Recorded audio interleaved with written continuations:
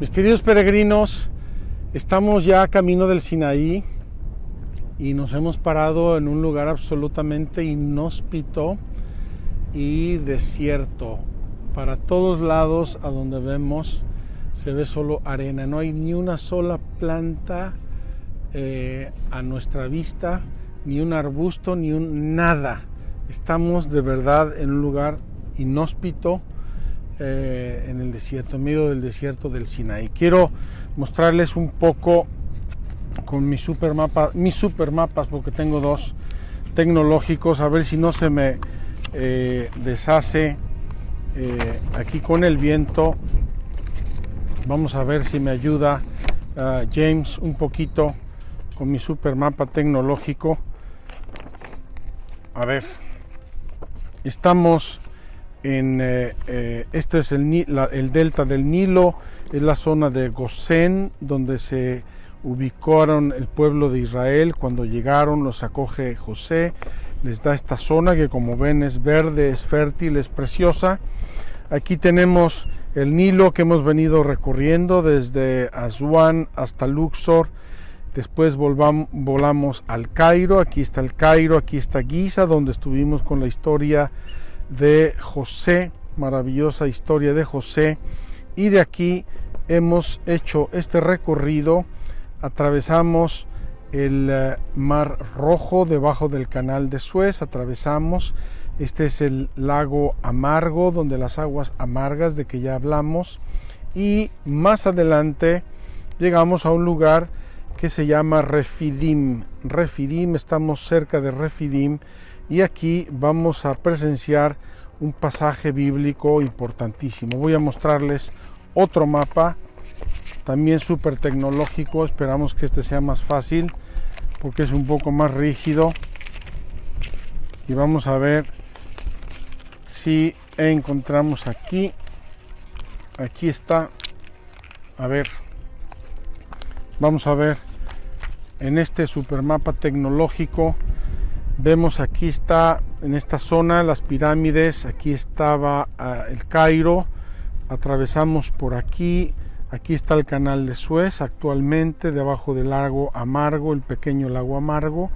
Y bajamos por esta zona. Aquí está Mará, las aguas amargas. Y estamos en esta zona. Aquí está el monte Sinaí. Y estamos en esta zona intermedia, al lado del Mar Rojo, atravesando el Sinaí en esta zona.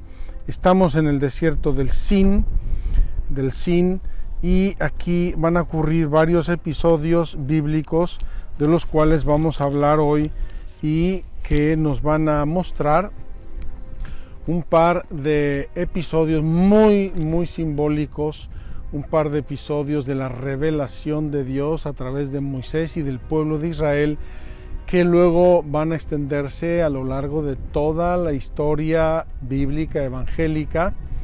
Son patrimonio de la cultura y de la religión judío-cristiana, que es la nuestra.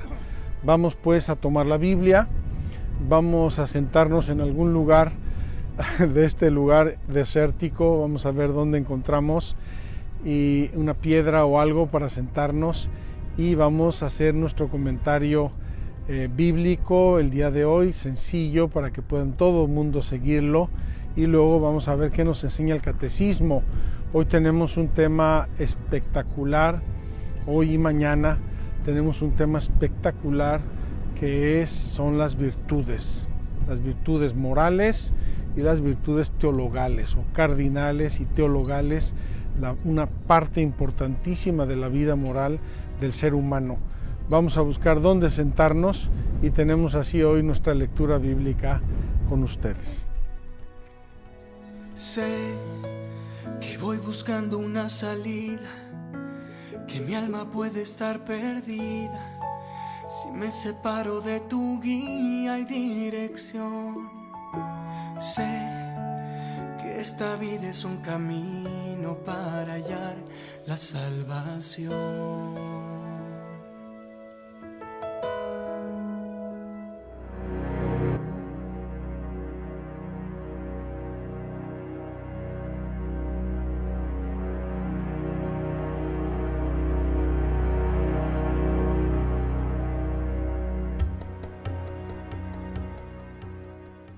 Supongo que esto no es la cátedra de Moisés, pero hoy la vamos a hacer la cátedra de Moisés. Déjeme tomar un poco de agua porque está el calorcito en su punto.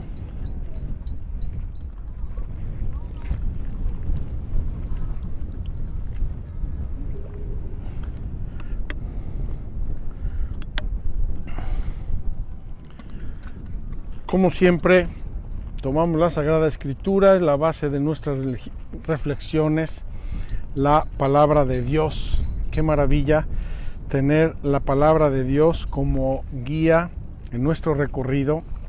Y tenemos el libro del Éxodo, capítulo 16. No he comentado mucho porque no me ha parecido estrictamente necesario, pero los 4 libros que nos hablan del Éxodo, importantísimos, cada uno tiene su propia riqueza y su propia función en la revelación de Dios. Libro del Éxodo, libro de los Números, libro del Levítico y libro del Deuteronomio. Estos 4 libros, juntamente con el Génesis, forman el Pentateuco. Estos 4 libros, Éxodo, Números, Levítico y Deuteronomio, son los que nos van refiriendo el Éxodo desde diversos ángulos, puntos de vista. Por ejemplo, el Éxodo, el libro del Éxodo, va refiriendo mucho los hechos, la historia, el recorrido y lo que va ocurriendo en el camino. El libro de los Números va describiendo, sobre todo, digamos, va cuantificando y va también introduciendo temas espirituales, religiosos. El libro del Levítico, los levitas, Leví, es el pueblo sacerdotal. Nos va a referir sobre todo la parte religiosa, ritual, cúltica del Éxodo, que es importantísimo en el Antiguo Testamento porque ahí se va a fraguar el culto del pueblo de Dios. ¿Qué culto quiere Dios? ¿Cómo quiere Dios que lo adoremos? ¿Cómo quiere Dios que celebremos las fiestas? ¿Quién es el sumo sacerdote? ¿Quiénes son los levitas? ¿Qué hacen? ¿A qué se dedican? Y el Deuteronomio, la segunda ley, es un libro que seguramente se escribió en un tiempo posterior y que va explicando y completando lo que los libros anteriores no dijeron, y con esto se engloba todo el periodo del Éxodo bajo diversos ángulos o puntos de vista. Bien, lo digo porque cuando tomamos un hecho del Éxodo, seguramente tiene un hecho o un comentario paralelo en alguno de los otros libros, profundizando o explicitando alguno de los aspectos.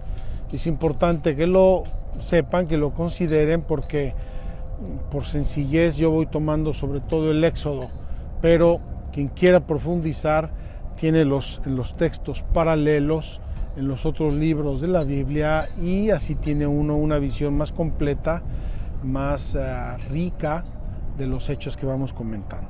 Bien, hoy tenemos un hecho importantísimo y me refiero a las codornices y al maná en el desierto. Quiero decirles que el maná es fruto, nos lo dice aquí mi comentario de la Biblia, y lo voy a leer. El maná se debe a la secreción de insectos que viven sobre ciertos tamariscos, pero solo en la región central del Sinaí.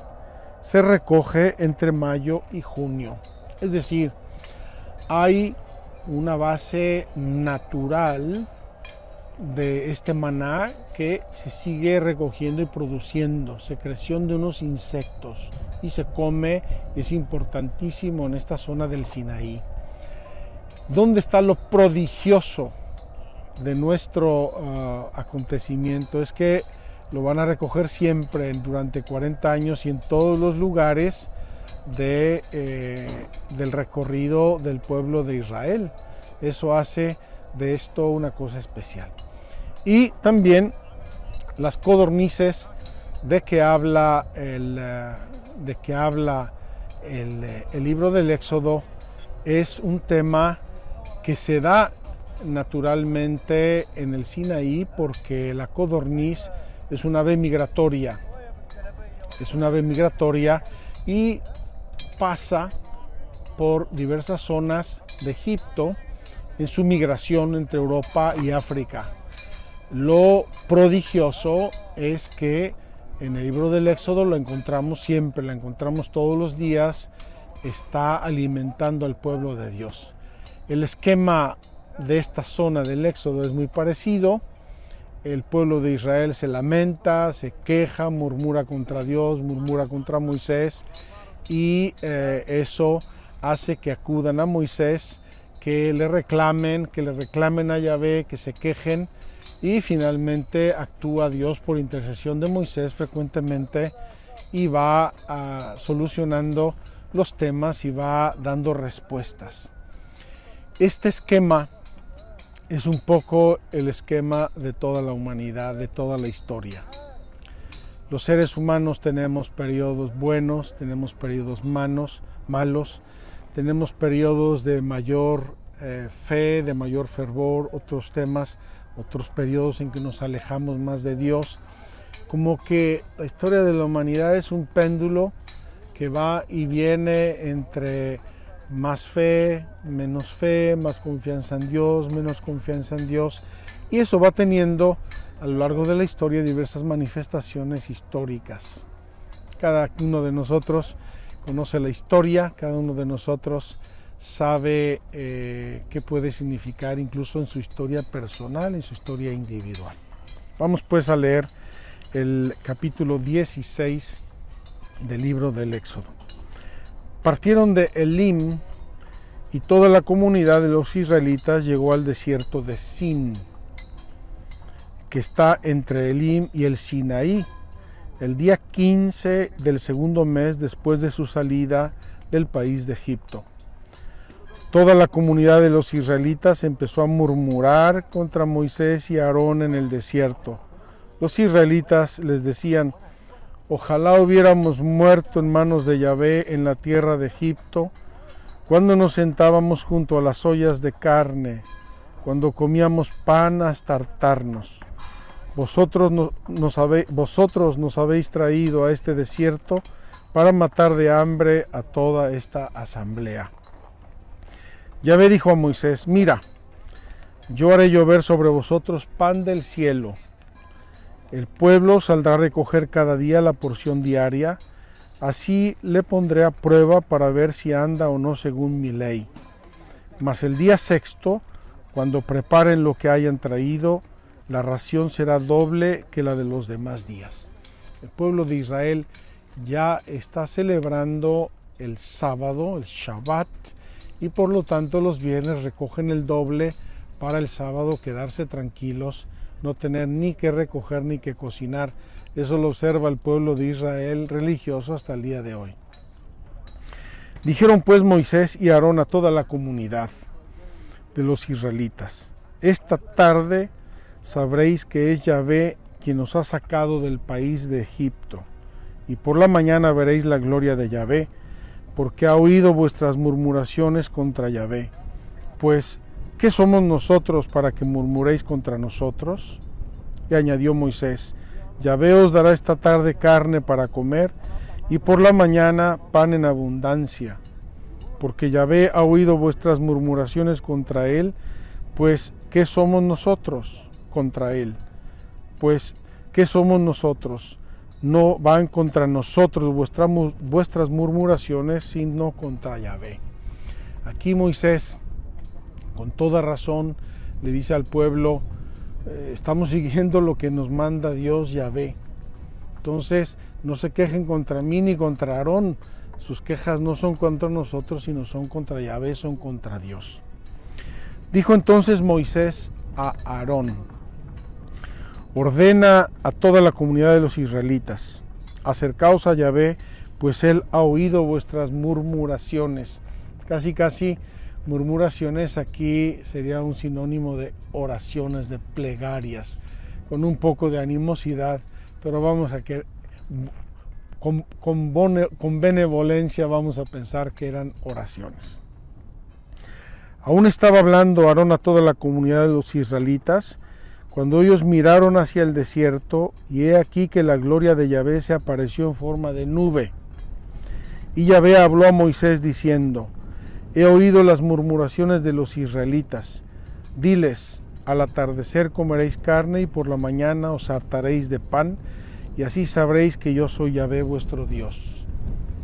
Pruebas que manda Dios a su pueblo para mostrarles que Él es Dios, que Él tiene todo bajo control, que Él gobierna el cielo y la tierra. Aquella misma tarde vinieron las codornices y cubrieron el campamento, y por la mañana había una capa de rocío en torno al campamento, y al evaporarse la capa de rocío apareció sobre el suelo del desierto una cosa menuda, como granos, como semillas, parecida a la escarcha de la tierra. Cuando los israelitas la vieron, se decían unos a otros: ¿qué es esto? ¿De dónde salió esto? Pues no sabían lo que era. Moisés les explicó: este es el pan que Yahvé os da por alimento. Y he aquí lo que manda Yahvé: cada uno recoja cuanto necesite para comer, un gomor por cabeza, según el número de los miembros de vuestra familia, cada uno recogerá para la gente de su tienda. Y así lo hicieron. El pueblo reúne un gomor. Este es un término griego que significaba en la antigüedad una cierta cantidad, una cantidad comercial, diríamos nosotros ahora. Moisés les dijo que nadie guarde nada para el día siguiente, pero no obedecieron a Moisés, y algunos guardaron algo para el día siguiente, pero se llenó de gusanos y se pudrió. Esos avariciosos que temían en el futuro, temían el día de mañana, se les agusanó y se les pudrió el maná. Qué lección para nosotros, queridos amigos, que tantas veces hacemos tantos planes y tantas seguridades humanas para el futuro. Lo recogieron por las mañanas, cada cual según lo que necesitaba, y luego con el calor del sol se derretía. El día sexto recogieron doble ración, 2 gomor por persona. Todos los jefes de la comunidad fueron a decírselo a Moisés. Él les respondió: esto es lo que manda Yahvé. Mañana es sábado, día de descanso consagrado a Yahvé. Coced lo que se deba cocer, hervid lo que se tenga que hervir, y lo sobrante guardadlo como reserva para mañana. Ellos lo guardaron para el día siguiente según la orden de Moisés, y no se pudrió ni se agusanó. Dijo entonces Moisés: hoy comeréis esto, porque es sábado de Yahvé, y en tal día no hallaréis nada en el campo. 6 días podéis recogerlo, pero el día séptimo, que es sábado, no habrá nada. A pesar de todo, salieron algunos del pueblo a recogerlo el séptimo día, pero no encontraron nada. Yahvé dijo a Moisés: ¿hasta cuándo os negaréis a guardar mis preceptos y mis leyes? Dios nuestro Señor en el desierto les da a los israelitas algunas leyes aparentemente inútiles. No cojan más de lo que necesiten. Solamente el viernes cojan el doble para el viernes y el sábado. Pero hay entre los israelitas gente que no obedece, que tiene miedo, que quiere seguridades, que trata de prever racionalmente el futuro, y así cogen más y desobedecen a Yahvé. Yahvé se lamenta: ¿por qué no me obedecen? ¿Por qué dudan? ¿Por qué intentan coger de más? Mirad que Yahvé os ha puesto el sábado, por eso el día sexto os da ración para 2 días. Quédense cada uno en su sitio y que nadie se mueva de su lugar el día séptimo. Y el día séptimo descansó el pueblo. La casa de Israel lo llamó maná. Aparece, queridos hermanos, en el desierto un concepto importantísimo del Éxodo e importantísimo de nuestra fe cristiana, el maná, que es una prefiguración de la Eucaristía, es una prefiguración del don que Dios nos va a dar y que vamos a ver, el Evangelio lo comenta después profundísimamente. Dijo Moisés: esto manda Yahvé, llenad un gomor de maná y conservadlo para vuestros descendientes. Es decir, no solamente comieron el día a día, sino que necesitaban guardar algo para que se supiera en el futuro y se conservara para las futuras generaciones. Para que vean el pan con que os alimenté en el desierto cuando os saqué del país de Egipto. Dijo pues Moisés a Aarón: toma una vasija, pon en ella un gomor lleno de maná y colócalo ante Yahvé a fin de conservarlo para vuestros descendientes. Tal como Yahvé se lo mandó a Moisés, Aarón lo puso en el testimonio, es decir, en el arca de la alianza para conservarlo. Los israelitas comieron el maná por espacio de 40 años, hasta que llegaron a la tierra prometida. Lo estuvieron comiendo hasta que llegaron a los confines del país de Canaán. El gomor es la 10ª parte de la medida. Según dice también la Sagrada Escritura, el maná tenía una consistencia como de pan y sabía un poco a miel de abeja. Queridos amigos, en este desierto podemos bien entender lo que significó que Dios alimentara al pueblo, por 2 motivos. Primer motivo, porque iban itinerantes, iban viajando.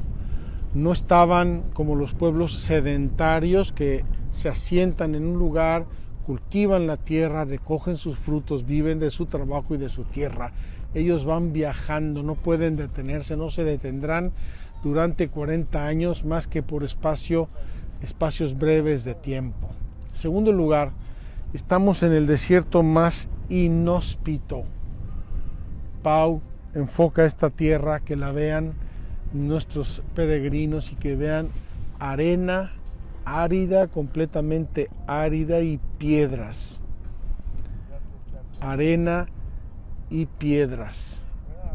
Inhóspita, paupérrima, infecunda, estéril.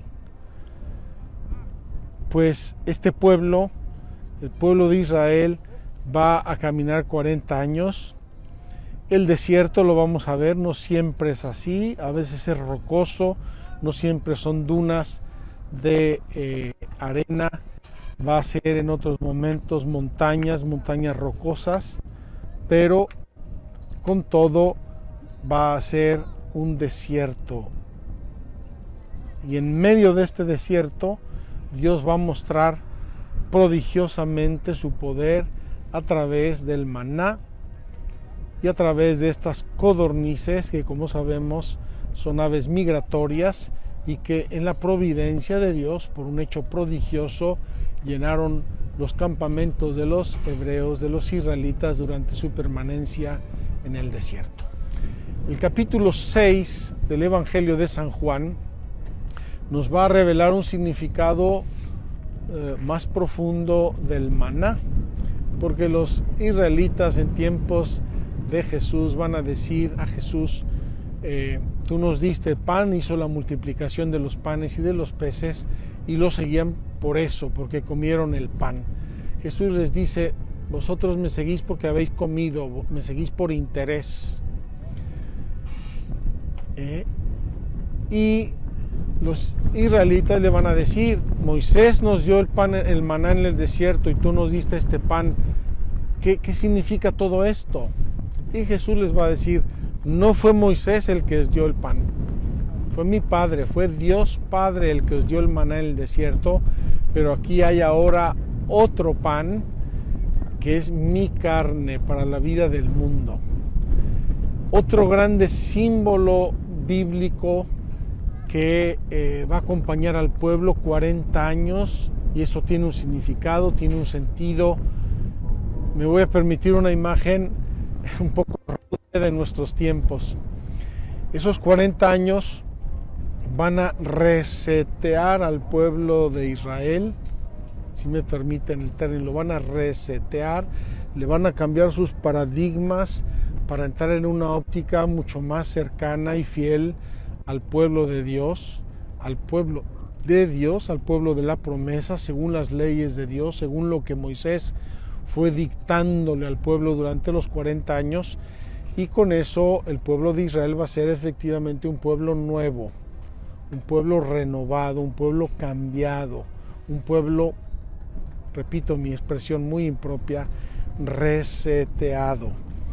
Y después Jesús va a explicar eso diciendo: es mi Padre, es Dios quien nos dio el maná, pero aquí hay un maná que es mucho más importante y que requiere de ustedes mucha más fe.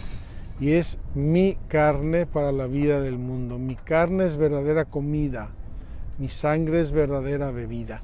Queridos hermanos, me encanta aquí en medio del desierto y tratar de imaginar esta imagen del maná, esta imagen de las codornices, esta providencia amorosa de Dios que está prefigurando en el horizonte el don maravilloso de la Eucaristía, que es alimento, que es subsistencia, que viene de Dios, que es un don de Dios, que nos acompaña en el camino de la vida, ya no en el desierto del Sinaí, sino allí donde vivamos, en las circunstancias en que vivamos, pero nos acompaña y nos alimenta.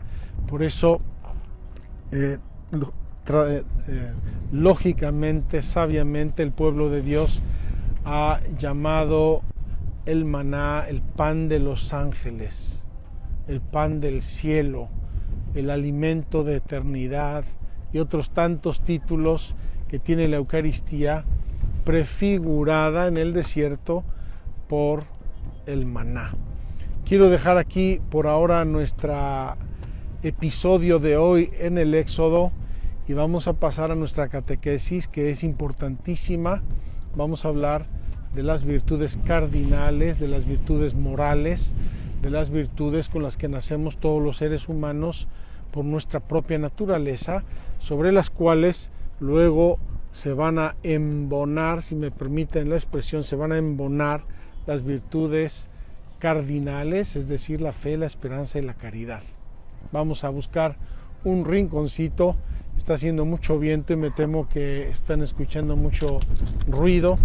Vamos a buscar un rinconcito para poder hablar de las virtudes cardinales, las virtudes naturales del ser humano, con las cuales Dios nos orienta hacia nuestra felicidad y nos orienta hacia el cielo.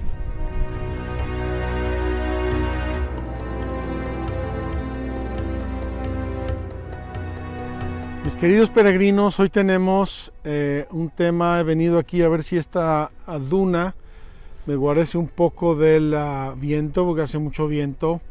Me apenaría que se oyera mal nuestro programa, espero que no. Aquí Ana Pao, que es una súper técnica, está haciendo todo lo posible para que se vea y se oiga lo mejor posible. Estamos en el desierto más tremendo. Afortunadamente, el viento esta mañana no es tan caliente, es más bien fresquito, agradable, y por eso estamos aquí terminando nuestra catequesis y nuestro recorrido de hoy. Voy a retomar, como siempre, nuestro recorrido del catecismo de la Iglesia Católica para que lleguemos hasta donde estamos. Hemos hablado de que la dignidad de la persona humana está enraizada en su creación a imagen y semejanza de Dios. Dios nos dotó de un alma espiritual, racional, lo cual nos hace los seres más perfectos de la creación. Estamos hechos a imagen y semejanza de Dios. Y aquí quiero decir que a veces he percibido una cierta ideología que, basándose en los errores y defectos humanos, quiere hacer del ser humano un ser perverso, tremendo, terrorífico, que está destruyéndolo todo y que va a acabar con todo. Puede ser que haya personas que sean así, pero el ser humano, como Dios lo pensó y lo creó, es el centro y el cúspide de la creación. Fuimos creados a imagen y semejanza de Dios. Esto lo tenemos que valorar, esto es nuestra dignidad, esto nos hace crecer, nos hace sentirnos valiosos, responsables de los dones de Dios. Segundo, esta dignidad se realiza en la vocación a la bienaventuranza divina, es decir, a la felicidad. Dios nos hizo para Él, tenemos que trabajar por llegar a Él, estar en su amor, en su comunión, en su presencia. Y eso se va a realizar plenamente en el cielo. Eso corresponde al ser humano, el llegar libremente, y eso es importantísimo, libremente a esa realización, la libertad del ser humano. Puedo elegir entre el bien y el mal. Dios me da la libertad de poder elegir bien y mal, y a mí me corresponde elegir lo que yo quiera y lo que yo deba.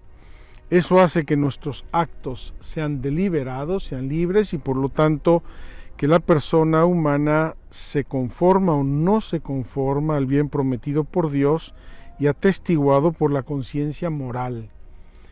Ahí entra el concepto de responsabilidad. Cada uno de nosotros es responsable de sus actos, y eso es lo que llamamos vivir y actuar en conciencia, maduramente, responsablemente, tratando de buscar hacernos el bien.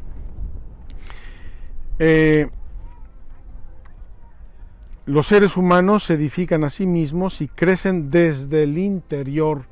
Y aquí intenté hablar de la importancia de nuestro interior.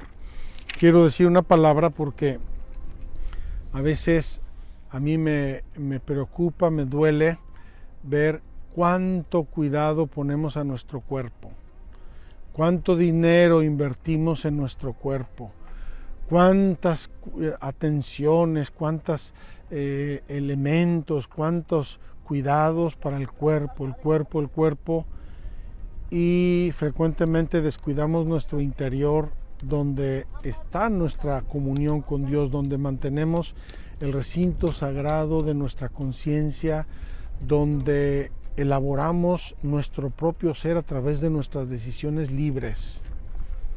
Tenemos que ser atentos, cuidadosos de nuestro interior. Esto lo vimos, y ya vaya que lo vimos hace 2 años en nuestra peregrinación de sanación. Cuántos sufrimientos, cuántos dolores, cuántas amarguras, cuántos traumas por haber dañado nuestra alma, nuestra psicología. Cuidemos nuestro interior, cuidemos nuestro ser interior. Y dijimos, los seres humanos se edifican a sí mismos y crecen desde el interior.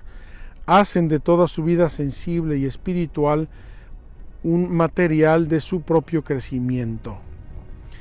Y avanzamos hoy, nos quedan 2 artículos. Con la ayuda de la gracia crecen en la virtud. La virtud, vamos a hablar de lo que son las virtudes.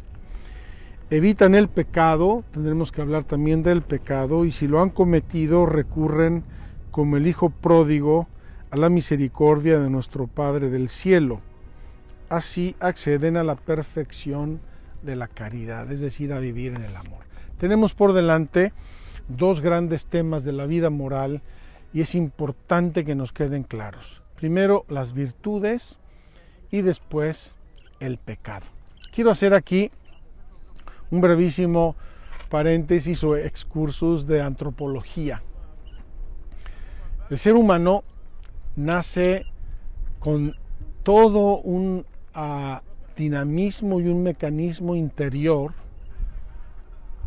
inteligencia, voluntad, libertad, conciencia en el nivel superior, ya lo hablamos.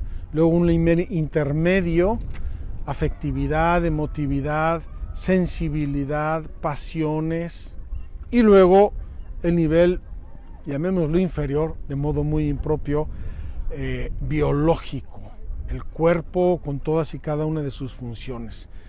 Quiero que se den cuenta de que estamos hablando de un mecanismo que tiene millones y millones de elementos, de sistemas, de estructuras y de organismos físicos, psíquicos y espirituales. Físicos, psíquicos y espirituales. En toda esa interacción, el hombre hace actos pequeños, algunos espontáneos, otros deliberados, responsables. Ya lo hemos hablado. Vamos a hablar de uno de los primeros actos que hace el ser humano y que llama la atención de sus padres cuando es pequeño: el caminar. Cuando nace el niño ni puede ni sabe caminar. Decimos con toda razón, el niño aprende a caminar. Aprende. ¿Cómo aprende un niño a caminar? Aprende por repetición de actos. El primer día intenta levantarse y se cae. Al día siguiente también, al tercer día también. El papá lo coge con los dedos, ¿verdad? El niño se coge con las manos, se para, medio tembeleque, se cae. Y después de muchos intentos, da sus primeros pasitos. Los papás están felices. Antes se lo recordaban, ahora firman videos y fotos de toda índole. De modo que ya dio sus primeros pasitos, caminó a lo mejor de una silla a la mesa o de la mesa a la silla, tambaleándose. Y poco a poco el niño llega a caminar. Y no solo camina, lleva cosas. No solo camina, lleva cosas, empieza a subir escaleras. Y después de subir escaleras, primero sentándose de escalón en escalón o a cuatro patas, después ya lo logra cogiéndose de algo hasta que sube y baja tranquilamente. Y de ahí llega después a correr y luego a saltar y así a desarrollar toda una serie de actividades que comenzaron con un pasito, con un acto. Cuando ese acto se repite, se llega a un hábitus, a un hábito. En nuestro caso lo llamamos caminar. No son 3 pasitos temblorosos, es caminar. Ya camina, sabe caminar y luego sabe correr, sabe jugar, sabe saltar, sabe moverse, sabe hacer piruetas y toda una serie de cosas que comenzaron con un acto. El primer pasito. Bien. Vamos a nuestra vida moral. El ser humano, a un cierto punto, comienza a tener uso de razón. Antes de eso, recurre a la mamá, recurre al papá, cuando quiere pensar, cuando quiere decidir, cuando quiere pedir algo, recurre al papá, a la mamá. Llega un momento en que el ser humano hace uso de su razón y ya piensa por sí mismo. Para eso pasó por la etapa de los porqués, que es interminable para los papás. ¿Y por qué? ¿Y por qué? ¿Y por qué? Llega al uso de la razón y después de eso llega al uso de su libertad. Sí quiero, no lo quiero. Mamá, papá, ¿me dan permiso de ir a jugar al parque? Un acto de libertad. Sí.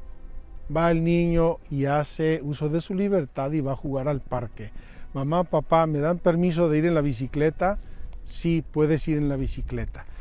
Al inicio son actos muy sencillos, muy simples, me atrevo a decir rudimentarios, y así va progresando el ser humano en su libertad hasta que llega el momento en que tiene que hacer decisiones muy serias, muy importantes. Bien. Ese proceso va fraguando en nuestra alma, en nuestra psique, va fraguando hábitos. La repetición de actos termina por hacer un hábito. Y esos hábitos pueden ser buenos o pueden ser malos. Si son buenos, los llamamos virtudes. Si son malos, los llamamos vicios. Vicios y virtudes. Si yo hago muchos actos de virtud, maduro, crezco, me perfecciono y eventualmente llego a ser un santo. Soy un hombre virtuoso. Los santos son los virtuosos por excelencia.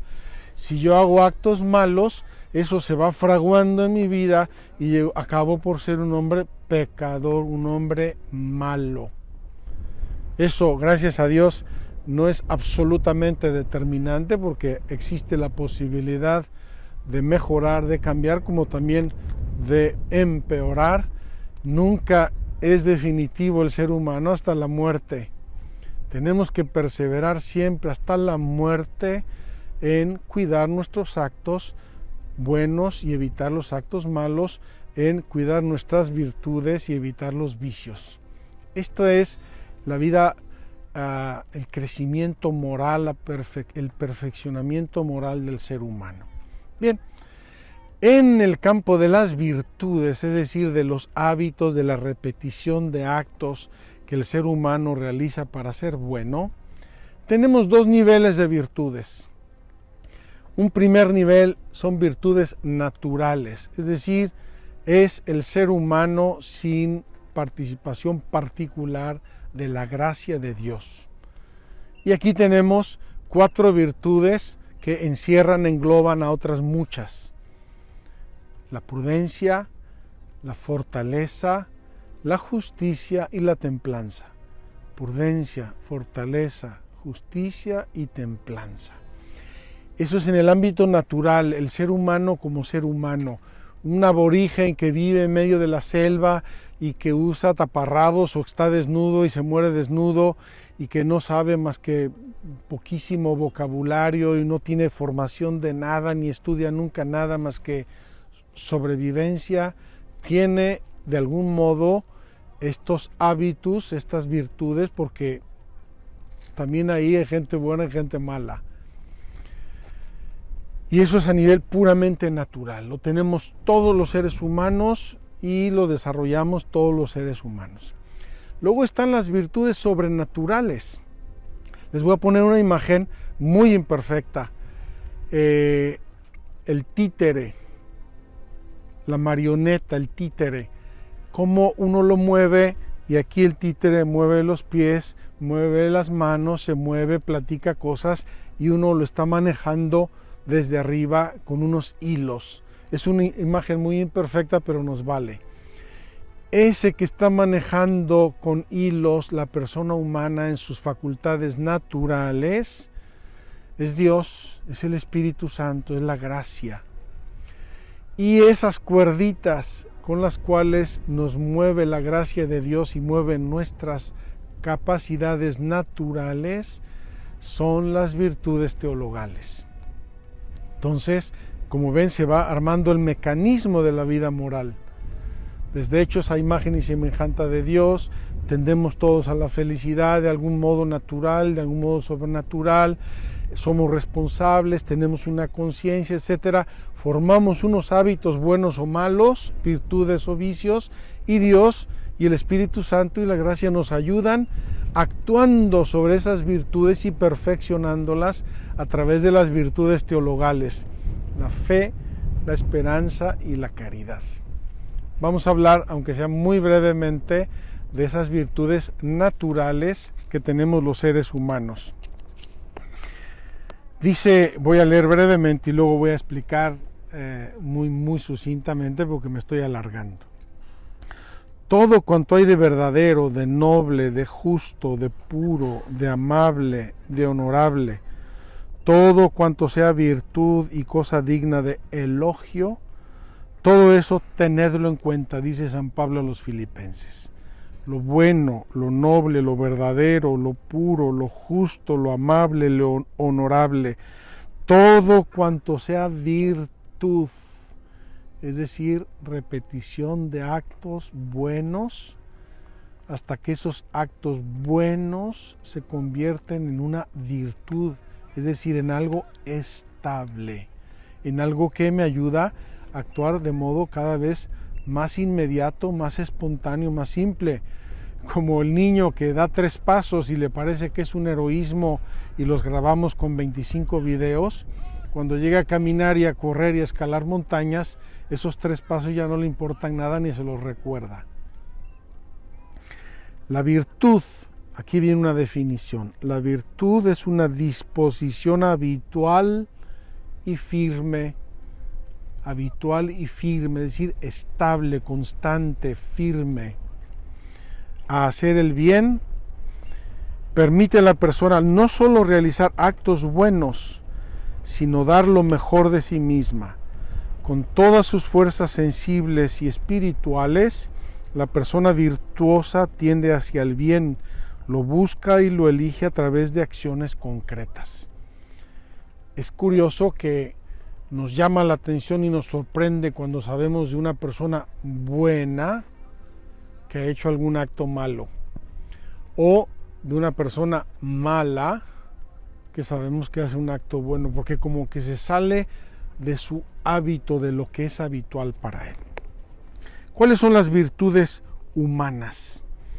Las virtudes humanas son actitudes firmes, disposiciones estables, perfecciones habituales del entendimiento y de la voluntad que regulan nuestros actos, ordenan nuestras pasiones y guían nuestra conducta según la razón y la fe.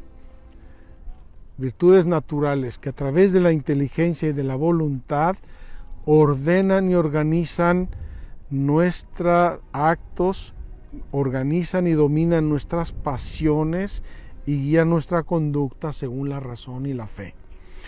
Proporcionan facilidad, dominio y gozo para llevar una vida moralmente buena. El hombre virtuoso es el que practica libremente el bien. Me atrevo a decir libremente y gozosamente el bien. Las virtudes morales se adquieren mediante las fuerzas humanas. Hay que hacer esfuerzo, hay que formarse, hay que continuar, hay que perseverar, hay que deliberar para hacer las cosas bien hechas, según que Dios lo quiere. Disponen todas las potencias del ser humano para armonizarse con el amor divino. Por eso la educación integral del ser humano es todo un conjunto de virtudes. El niño que aprende a comer bien, a ser educado, a obedecer a su papá, a no pelearse con su hermano. El hombre, el joven que aprende a ser honesto, a ser buen amigo, a ser respetuoso, leal. Todo eso va preparando humanamente a la persona para que luego Dios, con su gracia, pueda hacer maravillas en su ser. ¿Cuáles son las virtudes naturales del ser humano? Son 4. La prudencia. Ya lo dijimos ayer, pero lo vamos a repetir de modo muy sencillo. La prudencia es la virtud que dispone la razón práctica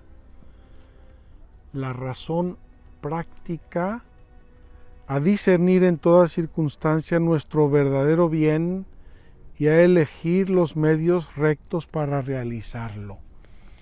Es una virtud que nos ayuda a discernir el bien. Cuando hablamos de un hombre prudente, hablamos de un hombre bueno. Hablamos de un hombre imprudente, hablamos de un hombre malo, que hace las cosas mal, que hace las cosas atropelladamente, que lastima a los demás, que los fastidia. Es tan importante esto. La prudencia nos hace descubrir el bien verdadero. No nos dejamos llevar por engaños de la sensibilidad o por caprichos de la voluntad. El bien verdadero, a elegirlo y a ordenar las cosas para el bien, es decir, los medios para el bien y el fin bueno. Podríamos hablar más de la prudencia, pero vamos a dejarlo aquí. Segundo, la justicia. La justicia es la virtud moral que consiste en la constante y firme voluntad de dar a Dios y al prójimo lo que les es debido. Queridos hermanos, tenemos 2 parámetros en la vida moral fundamentalmente: nuestra relación con Dios y nuestra relación con el prójimo. Son las relaciones fundamentales, importantes del ser humano, con Dios y con el prójimo. Ahí se resumen los mandamientos. La justicia nos ayuda y nos lleva a darle a Dios lo que le corresponde a Dios y al prójimo lo que le corresponde al prójimo. Es importantísimo porque todos los días, a todas horas y en todas partes, de todos los modos posibles e imaginables, tenemos relaciones con los demás. Y estas virtudes, esta virtud de justicia nos da, nos ayuda, nos fuerza, apoya nuestra voluntad para darle a cada quien lo que le corresponde. Esta virtud de la justicia es, en la relación con Dios, es lo que se llama la virtud de la religión. Tener religión y una buena religión es darle a Dios lo que le corresponde, darle el lugar que le corresponde. Luego la fortaleza. ¿Qué es la fortaleza? La fortaleza es la virtud moral que asegura en las dificultades la firmeza y la constancia en la búsqueda del bien. Nadie ha dicho que las relaciones ni con Dios ni con el prójimo sean fáciles. A veces hay dificultades momentáneas. Aquí y ahora tengo dificultad en una relación con mi prójimo. O en el tiempo, tengo un vecino que me fastidia y me fastidia y me fastidia y me fastidia. O tengo un mal, una enfermedad, algo que me es difícil de llevar. Mi relación conmigo mismo o con el prójimo o con Dios. A veces el pueblo de Israel en el desierto tuvo muchos motivos para ejercitarse en esta virtud de la fortaleza. ¿Por qué? Porque no fue un día, ni dos, ni tres, ni un año, ni dos, ni tres, fueron 40 años. El pueblo necesitó fortaleza y también nosotros necesitamos fortaleza para perseverar en la búsqueda del bien. Reafirma la resolución de resistir a las tentaciones y de superar los obstáculos en la vida moral. Todos nosotros, como Pinocho, tenemos a cada determinado tiempo en nuestra vida una disyuntiva, bien o mal. La fortaleza me ayuda a seguir el bien. Sigo más adelante, bien o mal. Fortaleza, sigue el bien, aunque te cueste, síguelo, persevera, continúa. Finalmente, la templanza. La templanza es la virtud moral que modera la atracción de los placeres y procura el equilibrio en el uso de los bienes creados. Mientras la justicia modera las relaciones entre nosotros y con Dios, la virtud de la religión, la templanza modera nuestra relación con los bienes creados. ¿Quiénes son los bienes creados? Las cosas, los bienes, el dinero, la comida, todo lo que satisface nuestras necesidades y modera nuestros apetitos. Todo eso lo modera a un nivel humano la virtud de la templanza. Hay una frase de San Agustín, y con esto voy a terminar. Nada hay para el sumo bien como amar a Dios con todo el corazón, con toda el alma y con toda la mente. La persona enamorada de Dios, se le ordena todo su ser, lo dice aquí. Ese amor a Dios, lo cual preserva de la corrupción y de la impureza del amor, que es lo propio de la templanza. Lo que le hace invencible a todas las incomodidades, que es lo propio de la fortaleza. Lo que le hace renunciar a todo otro vasallaje, que es lo propio de la justicia. Y finalmente, lo que le hace estar siempre en guardia para discernir las cosas y no dejarse engañar subrepticiamente por la mentira y la falacia, y es lo propio de la prudencia. El amor a Dios sobre todas las cosas ordena toda la vida natural del ser humano, como la rebeldía a Dios desordena, descuaderna a todo el ser humano.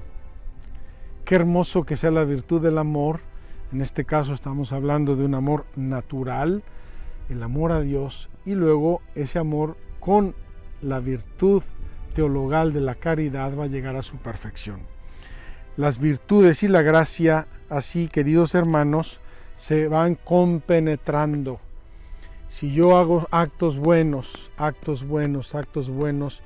y formo mis virtudes de prudencia, fortaleza, justicia y templanza, mi naturaleza humana está lista y dispuesta para que la acción de la gracia actúe y me santifique y me lleve a la perfección.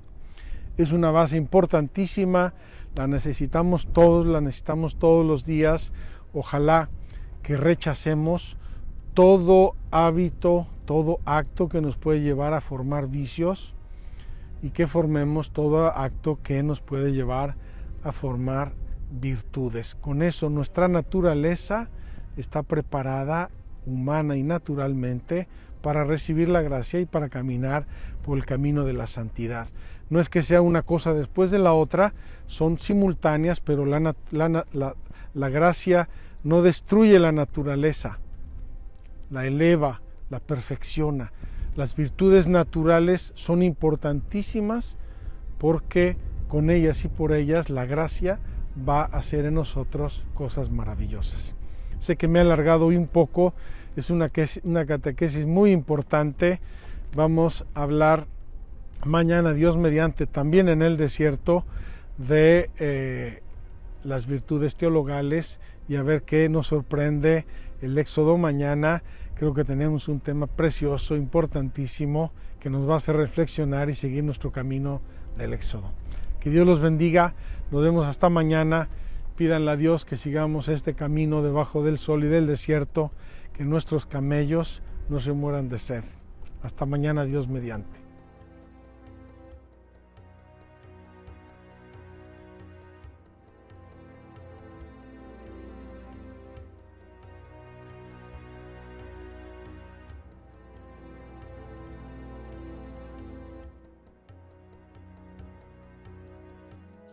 Sé que voy buscando una salida, que mi alma puede estar perdida si me separo de tu guía y dirección. Sé que esta vida es un camino para hallar la salvación.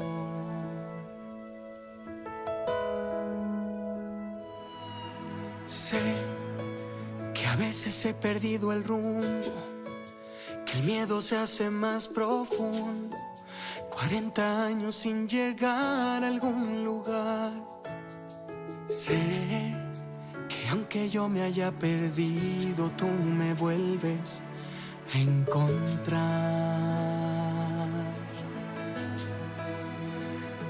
Libérame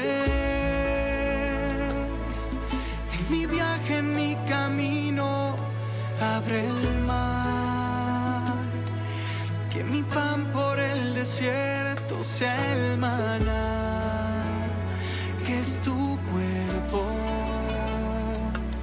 Y si te tengo nada más, me faltará. Libérame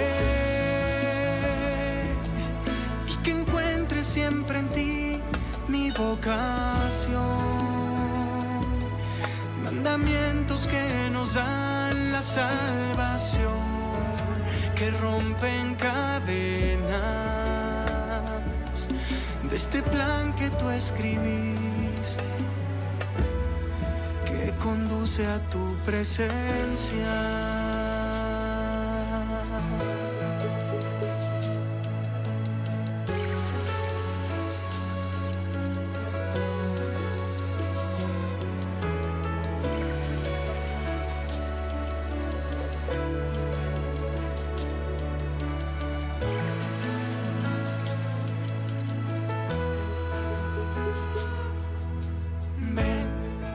Seamos parte de esta alianza, dejar en Él nuestra confianza y que la fe pueda cambiar tu realidad. No nos toca caminar atados, fui creado para amar. Libérame en mi viaje, en mi camino, abre el mar, que mi pan por el desierto sea el maná, que es tu cuerpo.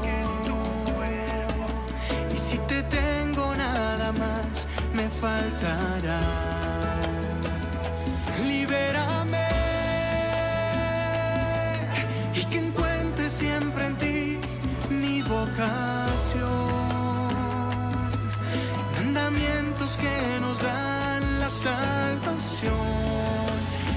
rompen cadenas